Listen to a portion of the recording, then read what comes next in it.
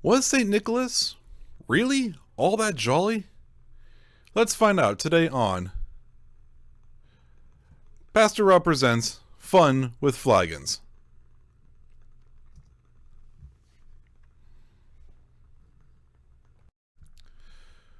Welcome back to another exciting episode of Pastor Rob Presents Fun with Flagons. It has been far too long since I've done another episode. It's been at least a couple months by my account. Things have gotten a little crazy, so I just didn't have time for it. But I'm back, and I thought, what better thing to do than to do a video on St. Nicholas on today, which is the feast of St. Nicholas. There's been a lot about St. Nicholas throughout history. He is quite literally the man, the myth, the legend, because he actually is a physical person. St. Nicholas of Myra was a real person. At the same time, that real person evolved into the myth of St. Nicholas, which is permeated throughout Europe around this time of year, especially for his feast day, and has further gone into the legend that we know of today as Santa Claus. So, grab your favorite beverage, strap in, and we're going to go on an exciting adventure about, well, who exactly is really St. Nicholas? And as my intro said, was he really that jolly? So, let's get straight into this. Here we have a picture of, or an icon of St. Nicholas, what he might have looked like. He was alive in the 4th century, and he was a bishop of the church in modern-day Turkey, where he was born and where he later died. Before he became a bishop, however, he was no typical person. He was a typical person living in that time period. His uncle was the bishop of Myra, which he later became, and so his parents died, and he's said to have taken all the wealth from his parents and distributed it to the poor in Myra, in the area, which is where some of this legend comes from. The biggest legend is of the story of a father who had 3 daughters who lost all his money and couldn't pay the dowries for his daughters to get married. And if you didn't have a dowry for your daughter to go with your daughter when she was married, well, then your daughter wouldn't be married and would just become poor and without any family. And so this is one of the most famous exploits of St. Nicholas. It's said that he heard about this family, and he threw a bag of gold coins through an open window one night into the family's home, so that way the oldest daughter could get married. And then not long later, it happened again for the second daughter. And so the story goes, the father, after it happened the second time, the father stayed up and waited each night for St. Nicholas to do it again. And sure enough, when he did it the third time, the father wanted to thank him for it. So that's kind of where something like the legend of St. Nicholas comes from. And I'll dive more into how that story ties into the legend in Europe in a little bit. From there, his uncle, who was the bishop, ordained him a priest. And he worked for the church. Eventually, his uncle passed, and there was another bishop that came in power. And then that bishop died. And so the church in Myra decided that the first person to walk into the church on a particular Sunday would become the next bishop. Well, wouldn't you know, Nicholas walked into that church because he wanted to go pray.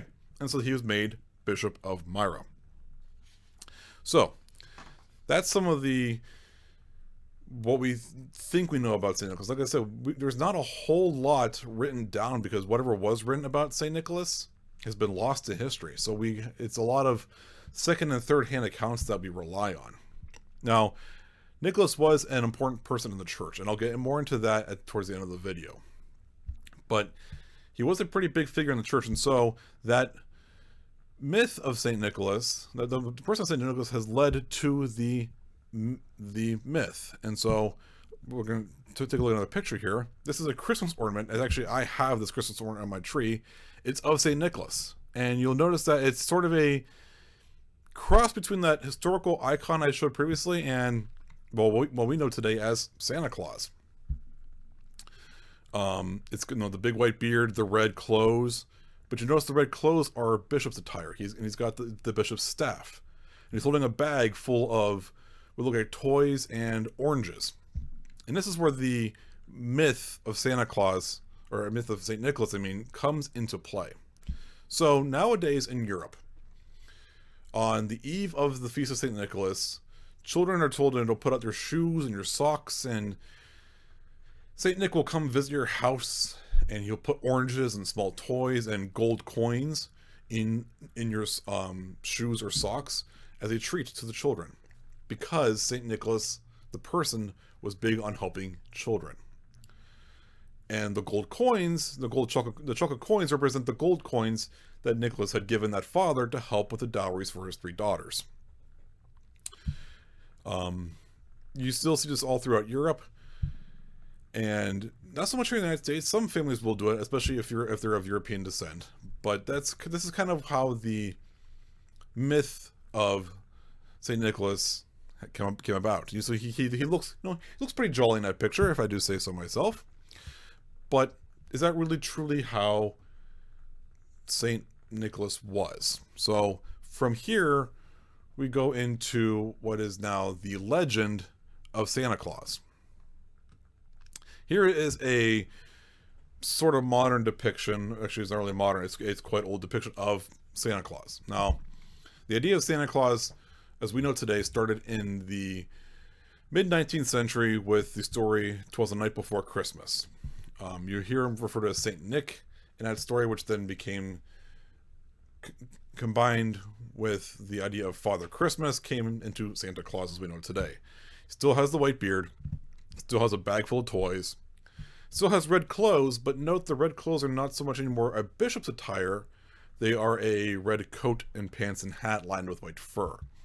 This is where the historical person starts to change into this legend that we know today. The image of Santa has changed a little bit over time since the original depiction for The Night Before Christmas. Started out as being very short and very plump, to now be more kind of larger than life figure. It can vary. As the dawn of commercialization came about, it became very big in Christmas time for companies to advertise as Santa, the most well-known being Coca-Cola. So you'll see a lot of old Coca-Cola advertisements with Santa Claus. And this is kind of where it's really deviated from the actual person of Saint Nick into Santa Claus. And when you think about the name Santa Claus, it's a combination of 2 different names. There's Saint Nicholas, and then there's the myth of Sinterklaas, which is the German equivalent. Sinter meaning, ash and whatnot, because Santa comes down your chimney. So that's kind of where the name has come from. So that's kind of an overview of the man, the myth, the legend. Let's get more into how pop culture has treated this idea. There's a lot of Santa Claus movies out there. Disney has made an entire franchise with 3 Santa Claus movies and a Disney Plus series, which I'll get to in a bit. But there's countless movies, from the classic The Year Without Santa Claus and all the stop motion ones that came out of the 60s, 70s, and 80s, to a whole bunch of other cartoons. One of my favorites actually has come about recently in the last few years, and that's actually the Netflix series, The Christmas Chronicles. Here we see a picture of Kurt Russell dressed up as Santa Claus. That's because they really leaned into the history of St. Nicholas for this movie. Not to give out any spoilers for the second movie if you haven't watched it yet. It's been out for a couple years now. But in the Christmas Chronicles 2, they talk about the history of Santa Claus going all the way back to the 4th century bishop, St. Nicholas, in modern-day Turkey. It's actually mentioned in the movie. And so when I heard all that, I fact-checked it, and they really got it right. They really tied this iteration of Santa Claus back to the original St. Nicholas. It's really awesome that they actually did their homework and tied it all back in. In fact, elsewhere in the movie, they say that the North Pole Village is powered by a fragment of the Bethlehem Star. I was really impressed with how much they tied the secular idea of Santa Claus in with the actual religious person of St. Nicholas. Well done. I highly recommend watching this movie. I had mentioned the Santa Claus franchise from Disney. Here's a picture of Tim Allen dressed up as Santa Claus. because they also reference St. Nicholas. Not that, Tim Allen is an incarnation of St. Nicholas, but the way they approach it is that there have been many Santa Clauses throughout history. And that the red robe, the red coat and pants that Santa Claus in the Disney franchise wears is actually made from the robes of St. Nicholas, the very first Santa Claus. So I love how they're starting to tie the idea of Santa Claus back to its roots of St. Nicholas. So there's an overview of the pop culture view of Santa Claus. So I had alluded before to, was St. Nicholas really jolly? So let's get into that part. This is my favorite part about St. Nicholas. So I'll say I love the part about St. Nicholas being good to the poor, helping children, all of that. That's great, because that's what a lot of saints have done. Here's where I believe jolly old St. Nicholas wasn't really so jolly. In the year 325, the Council of Nicaea was convened to answer the question about, was Jesus truly divine? There was a lot of questions. The church had only been in existence for about 300 years at this point. And so everything was very new. There were competing ideas all throughout the Roman Empire and the known world.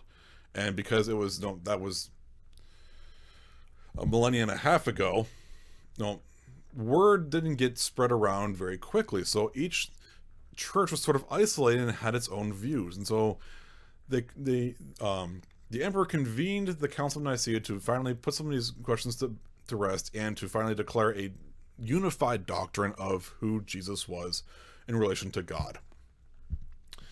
One view of it was pushed out by a man named Arius. He was at that time a bishop in the church, and he had his own set of followers known as Arians. Not to be confused with another version of that word, which is a very bad version of that word. But these Arians were followers of Arius.